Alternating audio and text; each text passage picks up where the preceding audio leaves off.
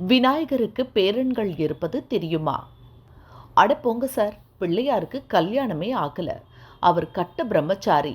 அம்மாவை போல பெண் வேண்டும்னு கேட்டு வாய்க்கால் கரை ஆற்றங்கரை என காத்து கிடப்பதாக என் பாட்டி கதை சொல்லியிருக்கிறார் என்று தானே கூறுகிறீர்கள். உங்கள் நினைப்பு தமிழகத்தை பொறுத்தவரை சரிதான். இங்குதான் அவர் பிரம்மச்சாரி. ஆனால் வட மாநிலங்களில் விநாயகரை குடும்பஸ்தராகவே பார்க்கிறார்கள். அநேக விநாயகர் கோவில்களில் சித்தி புத்தி என்ற தேவிகளுடன் விநாயக பெருமான் காட்சி தருவதை காணலாம். சித்தியும் புத்தியும் திருமாலின் புதல்விகள் என நம்பப்படுகிறது. இவர்களுக்கு சுப்லாப் என்ற புதல்வர்கள் பிறந்தனர். ஆக விநாயகருக்கு 2 பிள்ளைகள் இருக்கிறார்கள். இதைத்தான் கடைகளின் சுவர்களில் சுபம் லாபம் என எழுதுகிறார்கள். இந்த 2 பிள்ளைகளும் குஷல் மற்றும் ஷாம் என்ற பிள்ளைகளை பெற்றனர்.